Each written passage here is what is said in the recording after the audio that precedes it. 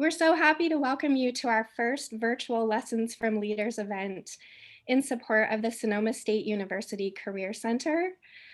We co-host as an annual partnership with the Career Center, and we're just very excited to be hosting this as our very first live event. We've offered these Lessons from Leaders events in the past, and with all the new opportunities in the world, we're finding that we're able to touch even more people and reach more people by going live. So my name is Carol Addison Goyne, and I will be your moderator today. I serve as chair of the Sonoma State University MBA Alumni Forum, and as I mentioned, we have put on Lessons from Leaders events in the past. It's one of the platforms that we offer at the MBA Alumni Forum to keep members of our alumni community engaged and to offer continuing education and development opportunities. And we're very honored to have collaborated with the Sonoma State University Alumni Association in bringing you this event.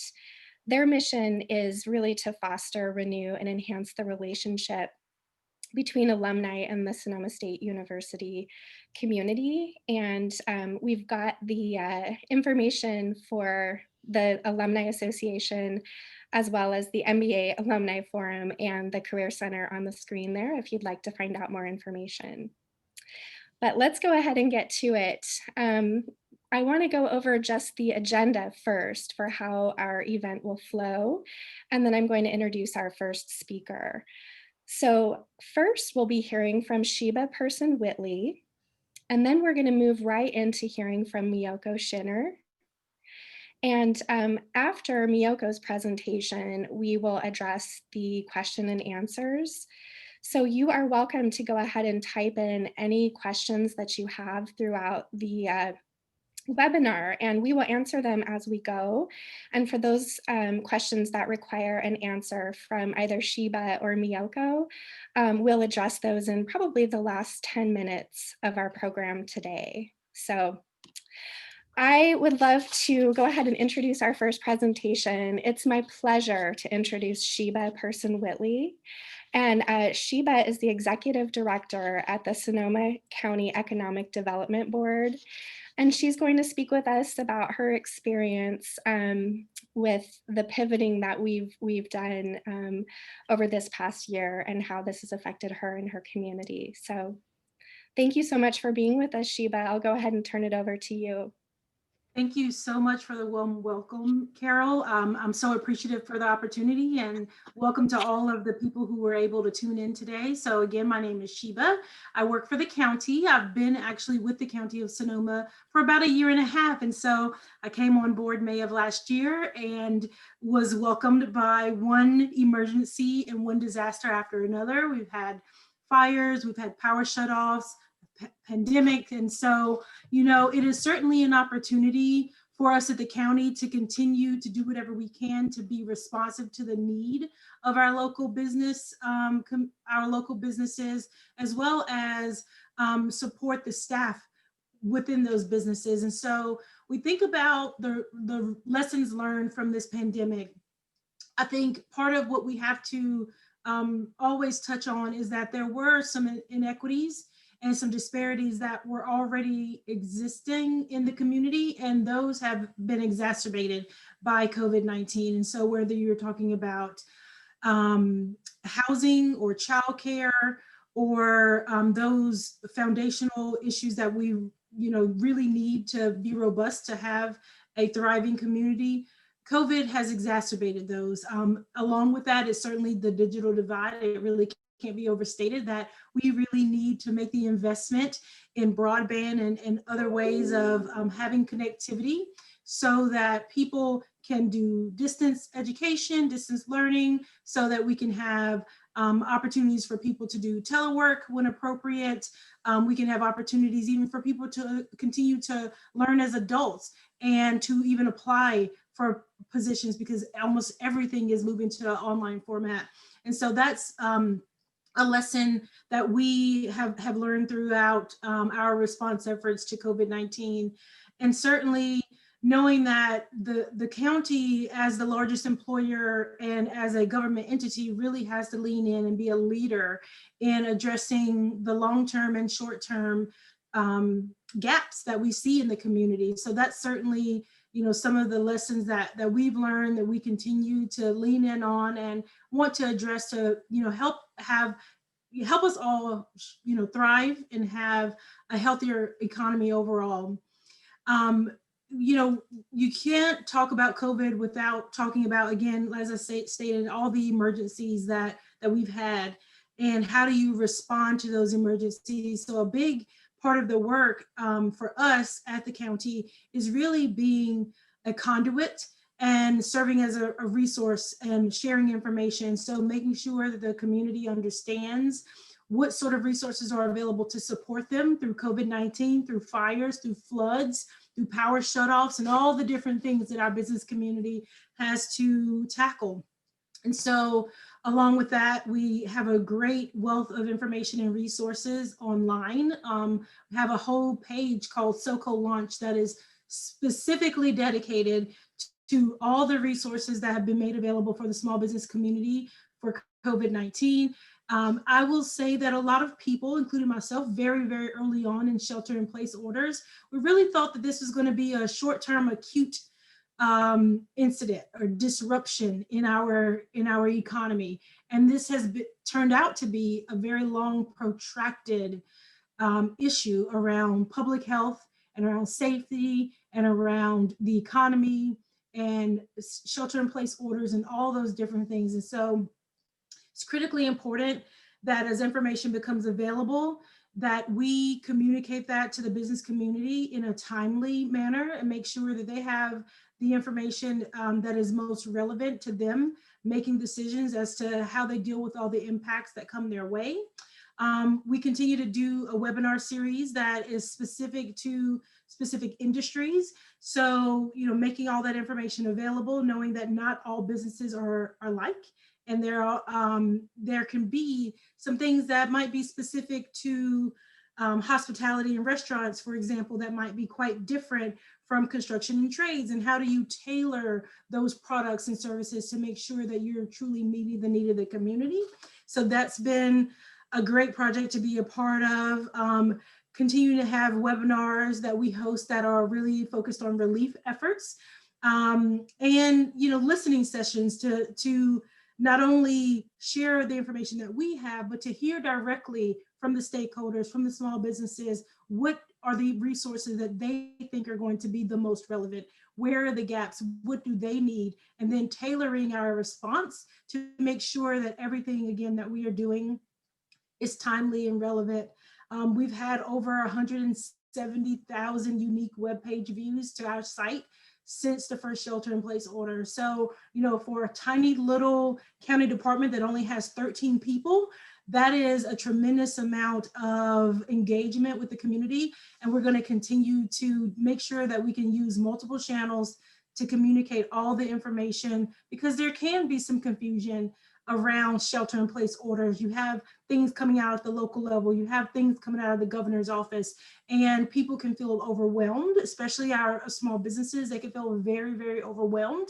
And we want to do whatever we can in government to ease some of that anxiety, knowing that there's always going to be limitations, but anything that we can do to help them, to be a resource, to be support system, and to also be an advocate for them, advocate for small business, I think is going to be critically important.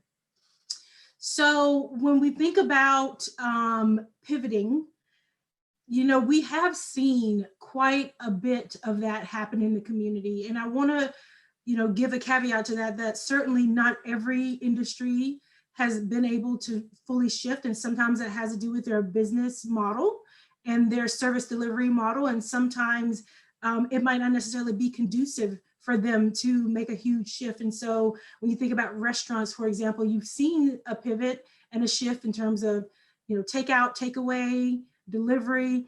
But depending on the type of restaurant, that model really doesn't work. So if you're talking about high-end fine dining, of course, that's not going to work. They really depend on in-person dining, people making reservations and the like. So, we've seen a lot of creativity. We've seen a great deal of resilience in the community, broadly speaking.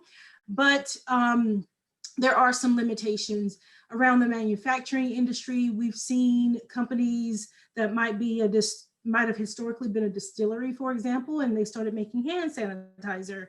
We saw companies start to make facial coverings and masks, and maybe that might not have ever been something that they would have endeavored to do under traditional or normal circumstances. We've seen a huge uptick in e-commerce. So whether you're talking about retail establishments or even restaurants and others that are starting to do things through online sales, you've seen a huge uptick with some of the winemakers doing that, online sales, exporting, trying to do the best that they can under the circumstances to reach a new audience and to reach new customers.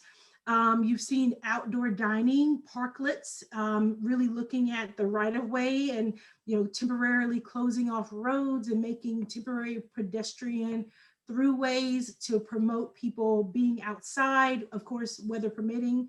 So we've seen just so much resiliency and creativity, but certainly there are some limitations around that.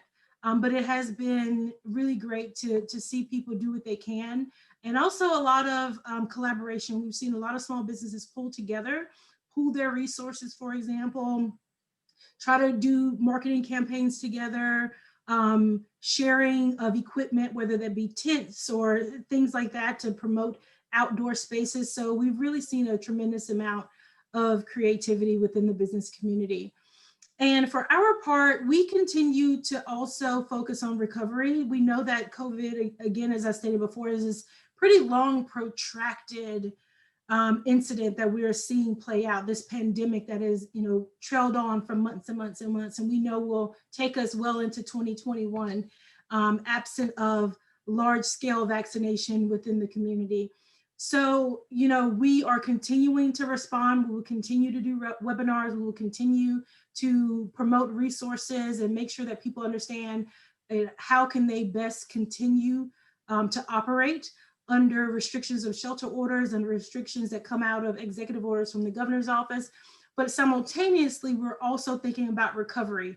We have to make the investment in the time and energy and effort right now, and not necessarily wait for some time in the future when we are post-COVID to think about recovery. And so for us, what that has meant is a recovery strategic plan.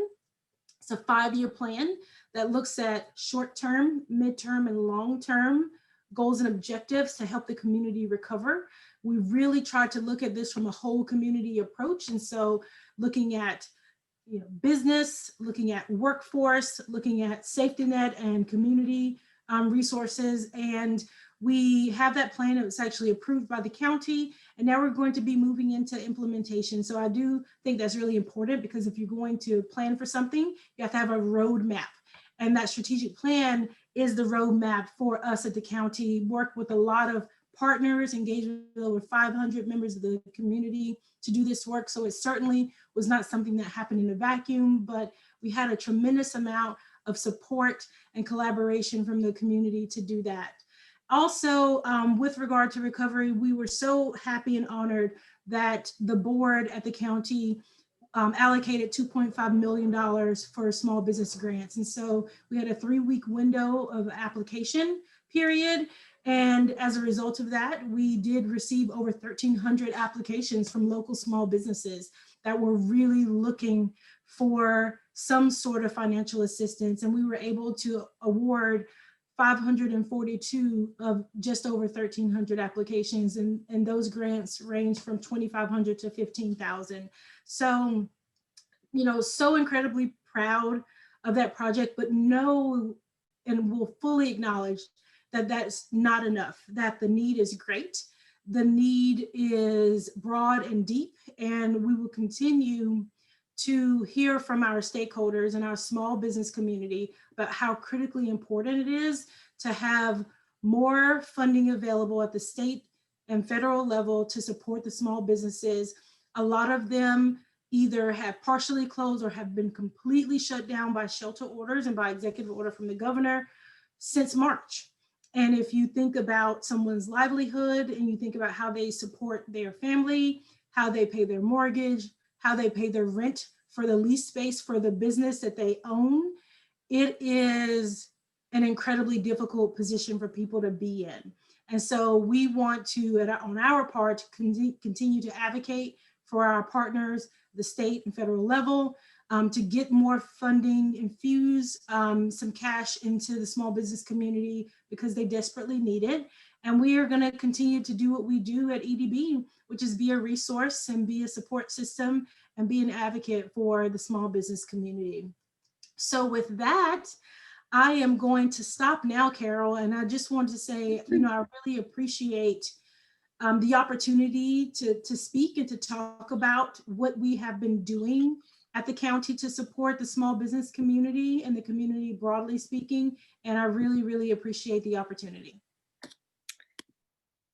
Wonderful. Thank you so much, Sheba. That was not only inspiring to hear about your journey and your role, but also so educational for all of us about what's going on in our Sonoma County community and the resources that we have available. So thank you so very much.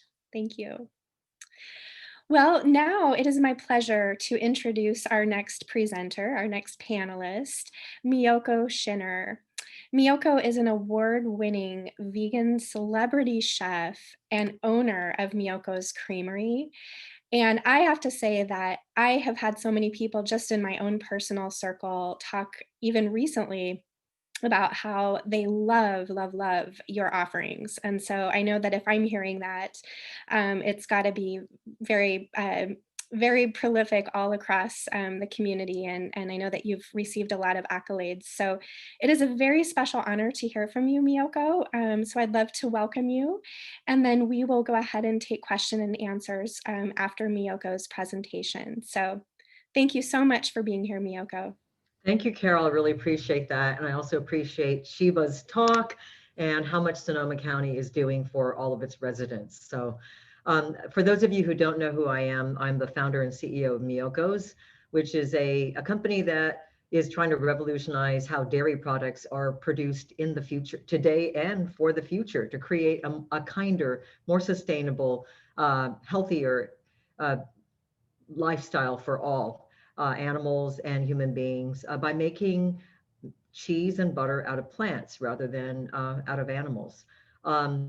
We're distributed nationwide. We're in about 20,000 stores. We're also in several thousand stores in Canada. I started the company about 6 years ago. We're located in Petaluma. And even during COVID, we managed to add about 50 new employees. We're up to almost 200 employees now. When I started 6 years ago, I had 4. So the question really is about what is the takeaway going to be after all of this is said and done? What is next year, the following year, going to look like? What will we have learned? Is this just something that we're trying to get through and then life is back to normal? Or is there something that we can learn from this experience? And it seems like Sonoma County is already pivoting and making all sorts of changes. And we have to reflect that in our businesses as well. I think that what happened this year, what is continuing to happen, is really a metaphor for the rest of our life. It's that curved balls can come out of anywhere and you just cannot plan exactly. Maybe we were all planning a wedding. I was actually planning a wedding for my son this year. And then they also had a baby and I was going to go visit my grandchild. All of that, of course, got thrown out. Maybe we're planning to grow our businesses. Maybe we're planning for a big raise or a big exit. And maybe we're planning that next year. But how do we know that that can actually happen? How do we actually plan and be prepared for those curved balls that come out of nowhere? What are the best practices? What can we actually learn from this? Because when we really think about it, we don't know whether or not another pandemic will happen. No one really predicted this. We don't know if when 9/11 happened, we didn't know that something like that was even conceivable. So what will be that next curveball, and how can we be more resilient, better prepared than ever to continue along the same path that we are envisioning for all of our lives? You know, on the flip side, this is the first time our nation has experienced one experience for all people. It's both a great equalizer, at the same time, it's exposed and it's accentuated the inequities built into the system. But the fact is, it is a struggle that we are all suffering or going through together. And it gives us sort of common parlance. We're able to actually talk about this as a problem that everyone is going through. If you look at other countries, the Sudanese or the Ethiopians are now crossing over into Sudan to get away from civil war. You know, the Middle East has been torn up for such a long time, as far as any of us can remember. And so we know that there are peoples in the world that have gone through shared experiences, but Americans have not. We've always been able to lead our own individual lives and set goals and objectives and ideas. And we just sort of assumed that we were in control of our own fate. And 2020 proved that we're not. So how do we best respond? When I think about my company, when I started, I'm a serial entrepreneur. I'm not risk adverse. I come up with ideas and then I'm like, how do I get this off the ground? And I don't always see all of the problems that could arise. I see opportunities. But I have a lot of employees that I've hired since that have very, very fine pedigrees. They have MBAs, they have food science degrees. They've been well trained in a way that I haven't. But what they haven't learned is how to operate in chaos. They've learned to create systems, to operate in well-defined, well-functioning systems, but sometimes they freeze when the unexpected happens. But this is where the true growth opportunities can take place. We have to be able to train our MBAs, our experts, to learn to operate not only when things are running as predicted, but in chaos as well. That is when we learn to succeed. So I want to talk a little bit about what happened in the very, very beginning. So here it is, February, March, we begin to hear about this thing, and then all of a sudden we're on lockdown. It was pretty frightening, even for me, even for someone who is a dreamer, an opportunist, an optimist who always sees the rainbow rather than all the problems that could go awry. And all of a sudden, even I was scared. Would we even remain in business? What would fundraising look like? We were planning to do a Series C in late spring, but all of a sudden we were uncertain of the investment climate. We didn't know if we could even raise money. What was going to happen to the retail scene? What sort of climate change would take place there? What would happen to company culture if non-essential workers started working from home? Now, we are an essential business because we're producing foods, but not every employee here is considered essential by certain definitions. And so a lot of people started working from home. And I had spent so many years developing what I consider to be a strong company culture. The question was now, how do we maintain that? And then overall, the biggest question of the day was, how do we address safety for the workers that did have to report every single day? Of course, we had to worry about the business and productivity and efficiency, but more important than anything was human health. How are we going to keep our employees safe? And at the very beginning of the pandemic, we didn't know a lot. Was it all, did you get it from surfaces that you touched? Was it airborne? Was it from shaking hands? Were masks important? Were they not important? No one really knew. And you were getting all sorts of mixed messages. And it was very, very confusing to figure out how to operate safely a production line when you're reading in the paper that companies such as Tyson and Smithfield, these giant animal ag companies, were having these massive infection rates. And I was on these calls with local food manufacturers, and we were all trying to decide what is the best way to keep our employees safe. Should we pay them extra hazard pay or what? And we chose to do something that was just the opposite. Instead of paying people extra to come to work, we decided to pay people not to come to work.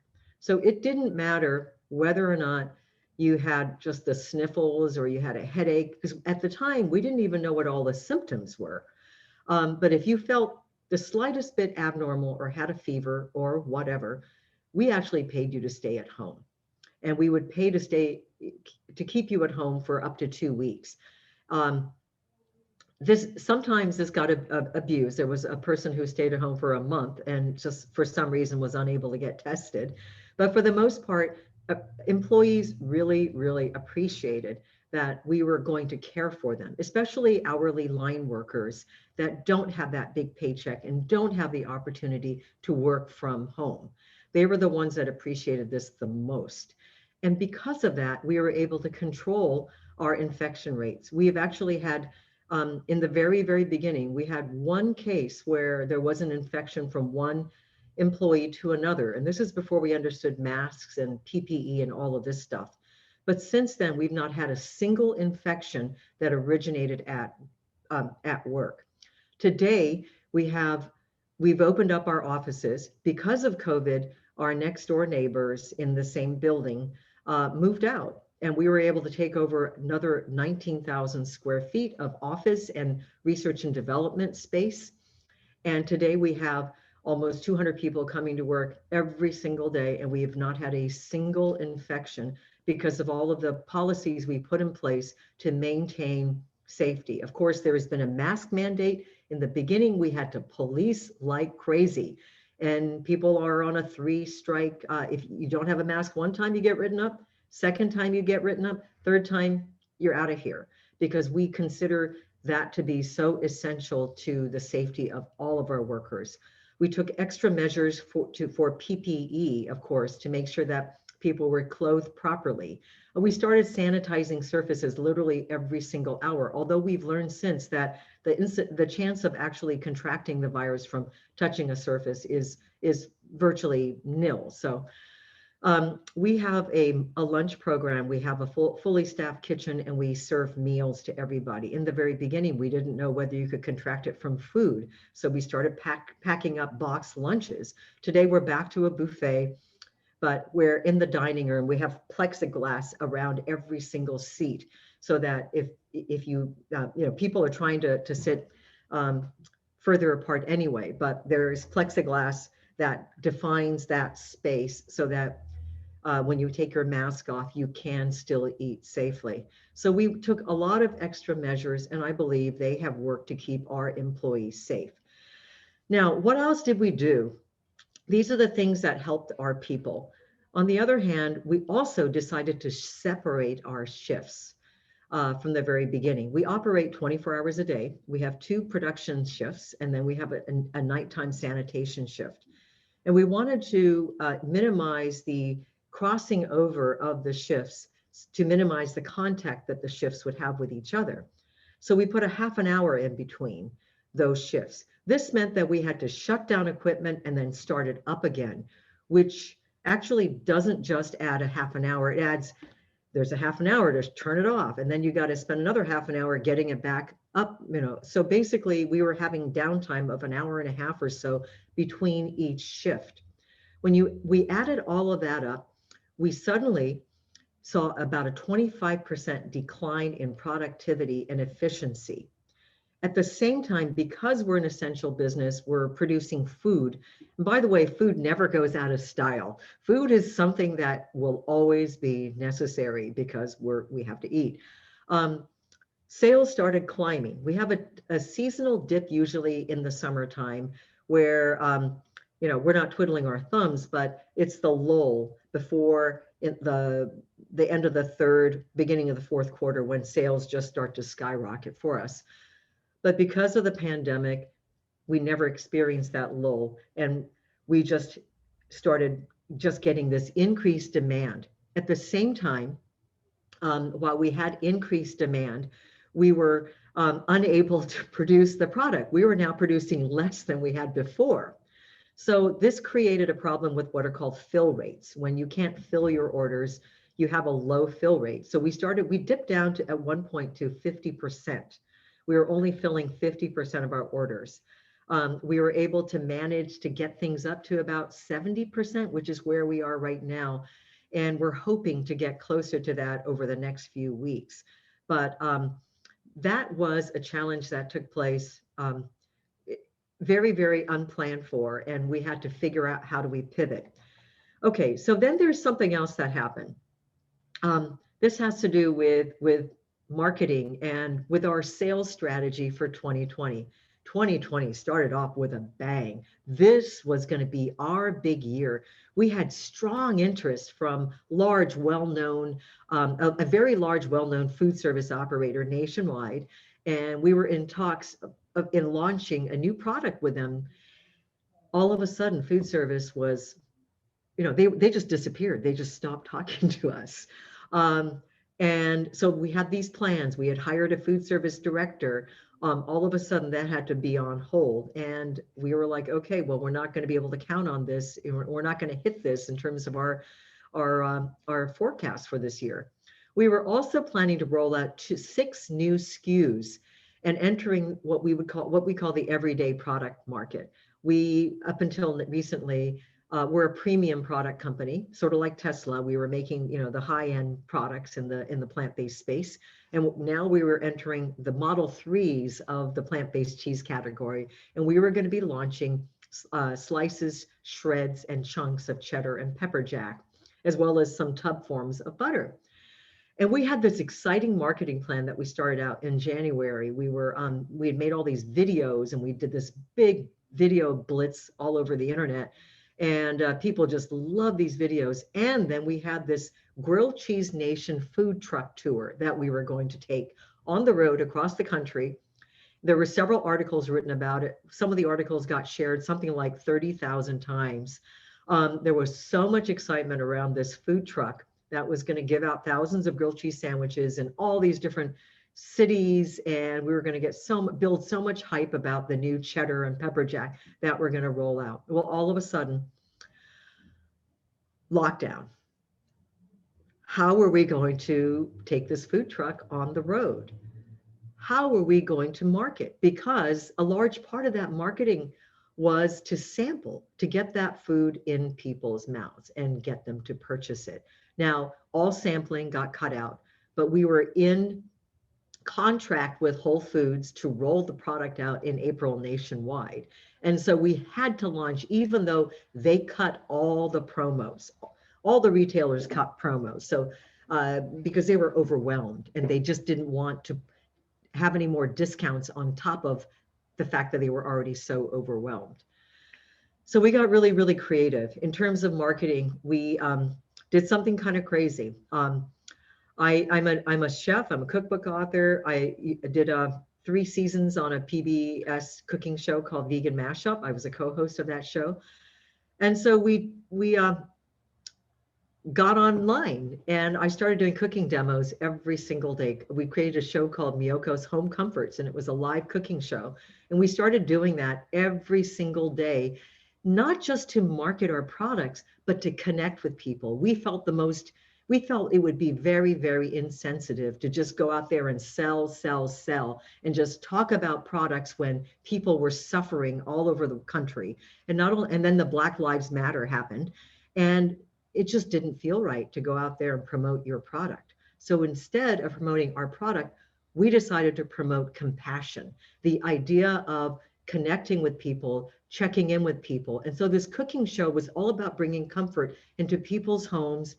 And it was live, it was an interaction, and it was talking to them about, how are you feeling? Well, I'm depressed too. And I stress eat, and when I stress eat, I still, if I eat junk food, I don't feel very good. So here's some really healthy food that still is very comforting. And we started having a dialogue with people online, and we were literally getting thousands of people watching every single day. Every episode, every Facebook Live episode would be watched an average of 50,000 times, which is pretty large numbers for a daily show on Facebook Live. We only do that once a week now. I couldn't keep that up, but I did that every single day for a couple of months. Now, the food truck, what do we do with a food truck? Well, we obviously couldn't, create crowds in cities, and we were under lockdown. So we actually pivoted. We had leased the truck from one of these events companies. It came with a big price tag. It was a couple $100,000 to lease this food truck for a number of weeks and have it all wrapped in all of that. So we decided to use it for good. So we hired the drivers. We took them on the road around Northern California to homeless shelters, underserved communities, hospitals, frontline workers, schools, everywhere where we felt people needed food. And we just gave away thousands of grilled cheese sandwiches every single day. Yes, and we did go to COTS as well, our local homeless shelter here. And so that's how we pivoted the marketing of our products. Now let's go to operations. As I mentioned, we had to separate lines. We had to separate people, put more distance between people, because we didn't want to have what happened at Tyson or Smithfields, where thousands of people were being sent home and plants were shutting down. We were all living in fear of shutting down. We're a much bigger company than we were when we started, but we can't afford to shut down for a week or 2 weeks. That would affect the bottom line so much. So what were we going to do? So we had already reduced the efficiency by 25%, and we were trying to figure out how can we get things right. Well, we figured out, one of our employees figured out that instead of actually putting time between shifts, we could put space between shifts. So with our new 19,000 square foot of space, we created changing rooms in a different part of the building. So we took over what would have been a couple of conference rooms, and we turned them into changing rooms so that one shift could go in there and change back into their normal clothes, while the new shift could go into another part of the building and suit up before they went on the floor, so that we were able to start going back to continuous processing rather than having to shut down the lines and get them back up to running. So I'm happy to say that literally within a period of a couple of weeks, we were able to regain the losses in productivity.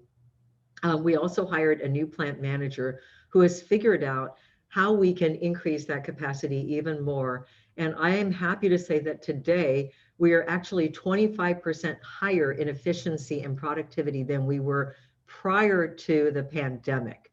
So we've made huge strides despite this. Okay, now let's talk about company culture. I talked about marketing, I talked a little bit about operations, but what happened when all of a sudden half the workforce started going home and working from home? How are we going to keep the company together? Well, we decided, in addition to Miyoko's Home Comforts, the show that I told you about, we started having daily Zoom calls in the morning. Every single morning we would log on. We'd have 50, 60 people on calls every single morning.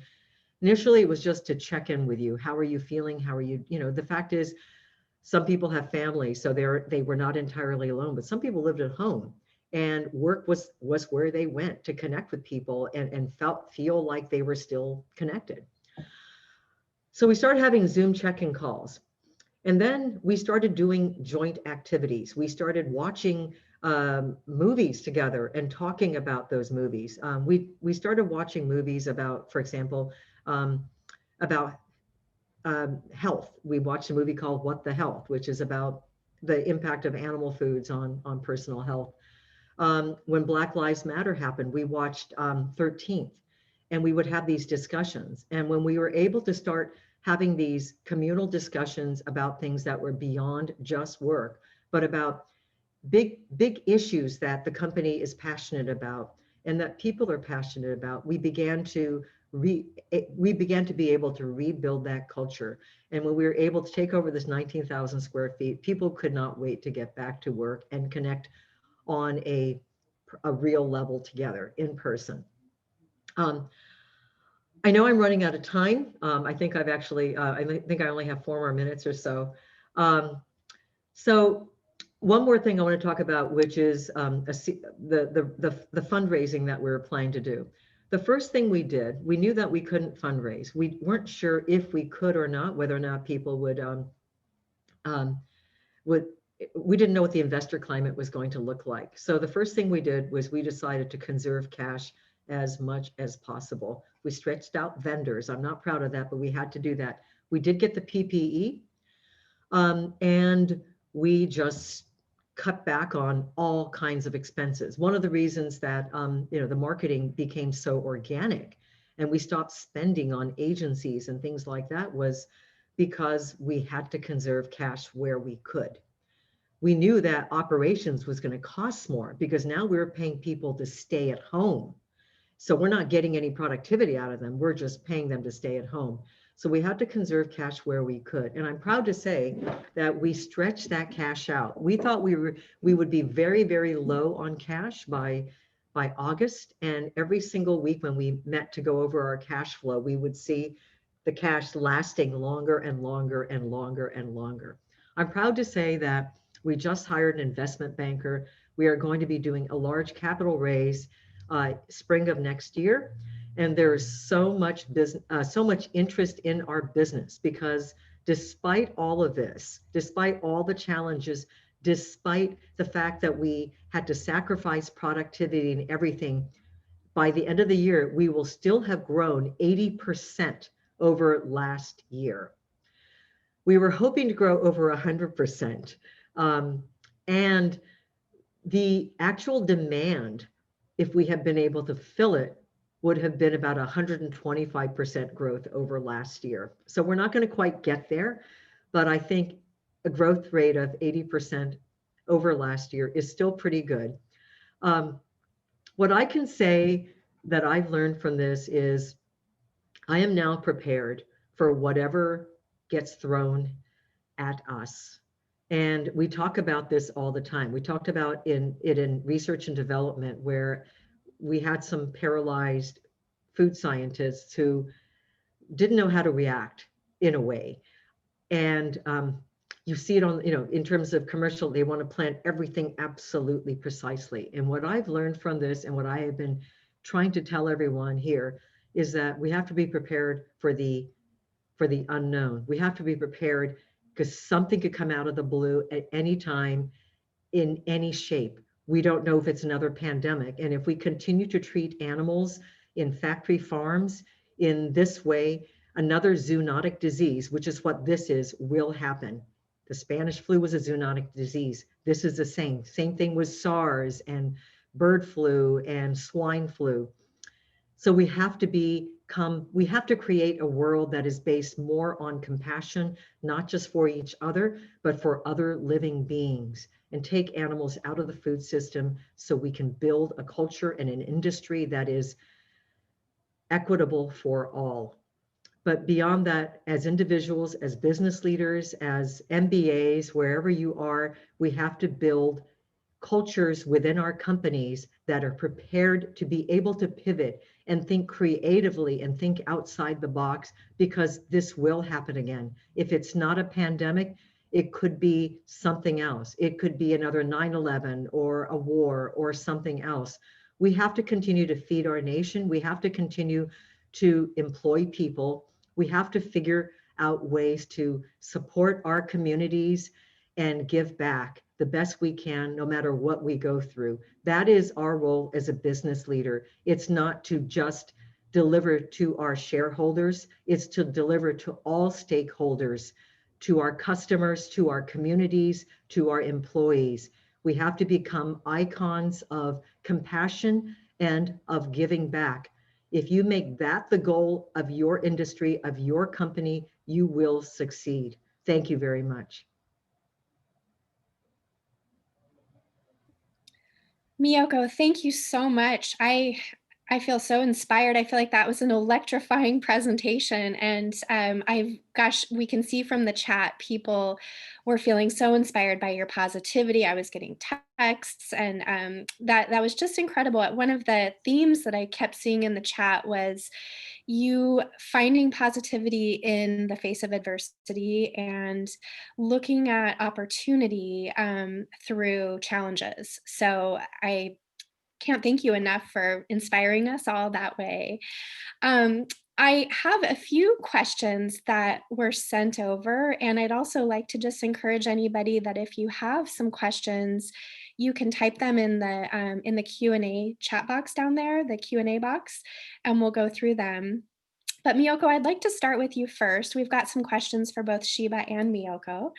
Miyoko, you spoke quite a bit to how dedicated and committed you are to your employees and all the things that you did to help them understand how much you care for them as individuals and how you care about your company and you were going to hold them accountable to keeping everyone safe.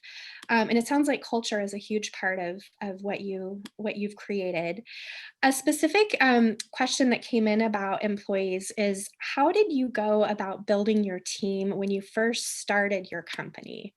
When I first started my company, I had no idea what I was doing. The first 4 employees were people that they were people I knew. They were vegans. They were committed to what I was about to do. And then all of a sudden, the business pivoted. Truth be told, in the very beginning, I was just going to do e-commerce, and we were going to open up this little storefront in Fairfax in Marin County, and it just blew up. And we started within a couple of months. We were selling it at Whole Foods in NorCal, and within a few months we had about 30 employees. It was just like, get anybody who can come here to work. And when I got to about 40, 50 employees, I looked around at the company one day and I thought, oh my God, what have I created? Because there was no sense of community. People were just showing up for work. And it was just the opposite of the type of company I wanted to create. So I actually had to make a conscientious effort to figure out, how do I build a sense of community? How do I build a company culture? And I spent so much time thinking about that. Um, some of the ways we do it, obviously you have to treat your employees well. I mean, that's just baseline. So paying everybody a living wage, and increasing benefits as soon as we grew, we just increased benefits more and more. So everybody, full health coverage, 401k, PTO from the get-go for even line workers, which, believe it or not, in a lot of food companies or small startups, if you don't show up for work, you don't get paid. That's it.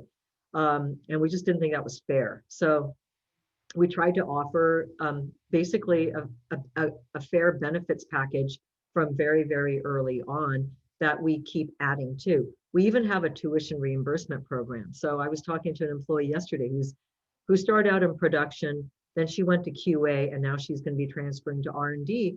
And she said, she was taking local community college classes, Santa Rosa Community College. And I said, why don't you go back? We have a tuition reimbursement program. We pay up to $1,000 per year per employee to continue your education. So, we want our employees to continue to learn. We want them to grow. We try to promote from within also, so that people see that they're not stuck, in one position, that they can climb higher, they can advance, they can make lateral moves if necessary, if it's appropriate. So we want to take care of our individuals. Earlier this year, in the middle of the pandemic, we added a role to HR. We hired an employee advocacy person who was there to help employees. We realized during the pandemic, maybe some people were going to need help. So we hired someone whose job is solely to take care of, maybe you need housing, maybe you're having problems with, I don't know, your family or something like that. Whatever it is, her role is to help you. Her role is also outreach, to help bring, perhaps bring in employees that were formerly incarcerated, et cetera. So, we continued the lunch program. We expanded it as well. So, I think that's the first thing is in order to create a sense of community and a strong culture, you have to give to the people that are here every single day. And the more you can give to them, and the more information you share with them about the company. So I have a meeting with all production. I stay until 10 o'clock at night to meet with the evening crew once a month. And I share the wins and the challenges of the company. So there's transparency from me as well, or from the company executive team about how the company is doing, what the challenges are, what we're hoping to do, so that you get the buy-in of everyone on the floor. It's not just management knows and nobody else knows what's going on. That doesn't work. So you have to have this flow of information from the top down and the bottom up to listen to your employees and get ideas from them as well. Wow, you know that it's such an aspirational story that you shared that with us, that when you started, it wasn't exactly the culture that you wanted. And again, inspiring for all of us fellow serial entrepreneurs on the call today, and people who run businesses, to know that it's never too late. I almost quit at one point. It got so bad. I literally almost walked off the job and felt, I can't do this. I'm a terrible manager. Go hire somebody else. So, Wow. Well, yeah. we've all felt that way, I can imagine, and I know I have, and so it's inspiring to know that there's always hope. So thank you so much. I've got a couple other questions for you, Miyoko, but I'd love to move over to Sheba next. We have a question for Sheba. How is social media playing a part in your communications, and how is it playing a part with the business community? Absolutely. So that's a great question. So EDB, we have accounts with Instagram, Facebook, Twitter, LinkedIn. So we create unique content on social media. We have a person dedicated to help do that. Among everything else, she does many different things. So we like to say she's a Jill of all trades, if you will.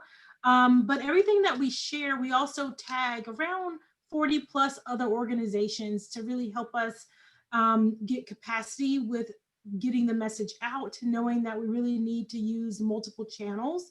Because we are a really small department, we don't necessarily always have the greatest reach, and using our partner organizations is a great way to help us build capacity and to get to that broader reach. Additionally, I'll just add that every time we do a webinar, we usually use the Zoom platform, but we also simultaneously cast that on YouTube and Facebook Live. And so again, that's just one other way to help us reach as many as we possibly can. We also always are sure to do live interpretation in Spanish for all of our webinars that we do, to make sure that we are reaching into the Latinx community, providing content that is culturally relevant, as well as things that are just going to help their community and help them access things that traditionally speaking would not have been accessible. So we really have been intentional about the work. I know there was a little bit of discussion early about Black Lives Matter and about equity. You know, I think that that's critically important. Racial equity, social justice is critically important. And the county is really trying to do what we can to help move those things forward. With the grant program that I mentioned earlier, I'm really proud to say that we added an equity lens to that work. And so 46% of the grant recipients for that program were members of the BIPOC community. So I do think it's a testament to when you are thoughtful in your engagement, and not only your outreach, but your in-reach into the communities that historically have not had access to your programs, that is critically important. And that outreach and in-reach, of course, can take the place, can take the form of social media engagement, but also we actually sent people out into the community and staged temporary resource centers out in the community, of course, wearing PPE, creating distance, but making sure that we're using every possible avenue we can to connect with the small business community, particularly those who have historically struggled with access to capital through traditional means. Fantastic. You know, all the behind the scenes work that you do impacts all of us so much. Thank you, Sheba. I've got another question, and I'd love to hear from both of you. Maybe Sheba, first you could comment, and then Miyoko, we could hear from you next. It's about the work from home movement. And, the question is, some of us want to work from home.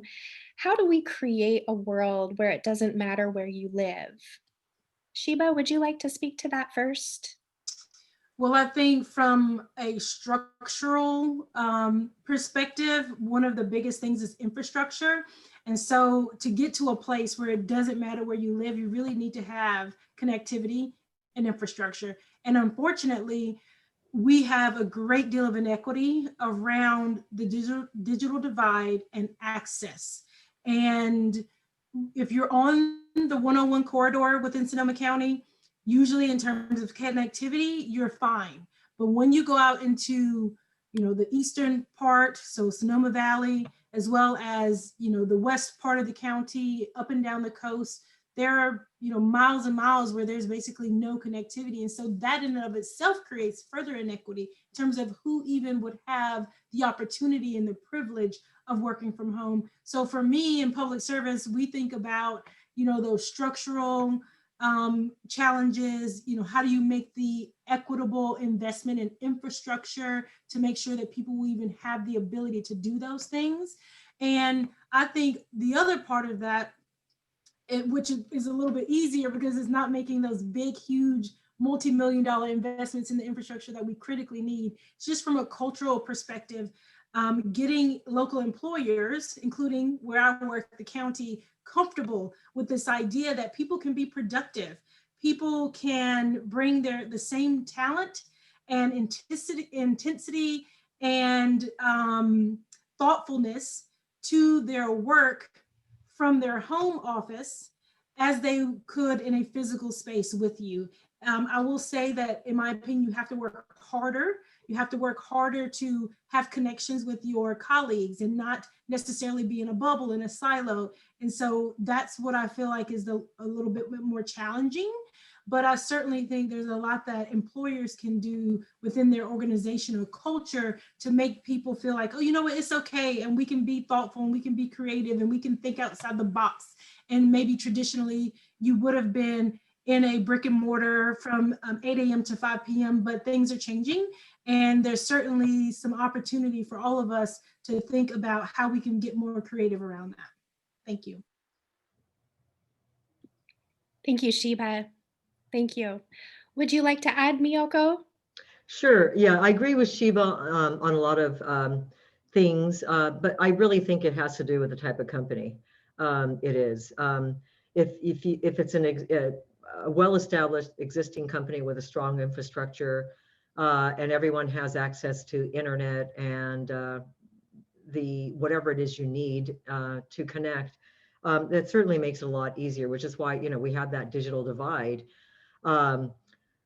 For a startup that's trying to create that infrastructure or that culture, et cetera, it can be more challenging. It can also be obviously more challenging for companies such as ours that has research and development, where we've got food scientists and where we've got to do commercialization and benchtop work, and you can't do that in your home. So, yeah, maybe the finance department could work from home, but then so many other departments here, the quality department, the research and development team, sanitation, warehouse, the production, they all have to be here. And then the operations team have to be here. So for our company, on an ongoing basis, only a very small percentage of people would be able to continue to work from home. And because of that, and of course, we have a fairly large HR team that has to be here also to support the couple hundred employees. So because of that, we do require everyone to be here unless they've got some, there's exceptions for working away from here occasionally, but we feel that it's not fair to say, well, these departments have to be here, but this one team doesn't have to be. Also, there's a lot of, we have to work together, finance may have to work with R&D, and it becomes very, very difficult when you're on Zoom all the time. We also found early on that people, when we were having these Zoom calls, people were saying, I can't wait to get back to the office. We found a lot of people actually like coming to work. So that's what's working for us. I'm sure we're going to be seeing all sorts of business models going forward in the future, and it will be a great solution for a lot of people who want to work remotely. It's not a great solution for us. Thank you. Well, I have to say it doesn't surprise me that people like coming to work Oh. at your company. Sounds like you've done a lot to create that. Sheba, I've got another question for you. What are your thoughts on industry specific support? And for example, specifically the restaurant industry? Sure, that's a great question. So we work closely with our partner organizations, including Sonoma County Tourism and the Hospitality Association, to promote and support the hospitality and restaurant industry. In addition to that, I mentioned SoCo Launch earlier. If people just go to that website or they go to the EDB main site, there's actually some industry specific resources and support available, and specific to restaurants. And so, I think it is critically important that, again, it's not always a one size fits all. Sometimes you need to tailor your information, your resources, and even your response efforts around a specific industry. And when you think about the restaurant industry, they've been um, hugely impacted in a negative way because of the shelter in place orders, limiting in-person dining, and even having restrictions and limitations on outdoor dining when it was allowed. So we know that it's critically important to stand them up. We know that a lot of our workforce works in the restaurant industry. The margins are slim, usually the pay isn't great. And so we have specific industry resources on our website, and we'll continue to bring those things to bear and promote as best we can what is available to support them. And I know a lot of people might be familiar with Sonoma County Restaurant Week, and we are going to be pushing that out again this coming February, is specifically to support our local restaurants and encourage people to patronize them. Thank you. That's great. It's very inspiring that you're still looking to the future and wanting to support events like Restaurant Week, which have been so critical to our community. Thank you, Sheba. Well, it looks like that is the majority of our questions have been answered now. And I would like to just thank Miyoko and Sheba so much for preparing and delivering such inspiring presentations to us. It was also really exciting to see how the two of you link together. You know, Sheba behind the scenes, making sure that we have the resources that we need for our community from the economic support side, and then Miyoko really living the change that we all want to see out there in the world with being a business owner. So thank you so much. And I'd like to give an extra special shout out and thank you to Laura Molinari. So Laura is she's on our MBA alumni forum at Sonoma State University, and Laura spearheaded this whole event. She really brought together the speakers and our different departments. So thank you so much, Laura, for helping to bring this to fruition in such a positive and inspiring way. And I'd also like to thank Tiffany O'Neill and Chelsea Spomer, who are with us from the Sonoma State Alumni Association. Thank you so much for your partnership and helping to put on this Lessons from Leaders event. And I'd also like to give a special thanks to Audra Verrier for representing the Sonoma State University Career Center. So this event was really in support of the Career Center to show how we can continue to deliver education and inspiration even beyond our time at Sonoma State University. So thank you so much, everyone. I really appreciate the opportunity to be here today. And I'm going to take a cue from Miyoko and Sheba and just continue to believe in hope and positivity and move into the future. Thank you. Thank you. Thank you so much.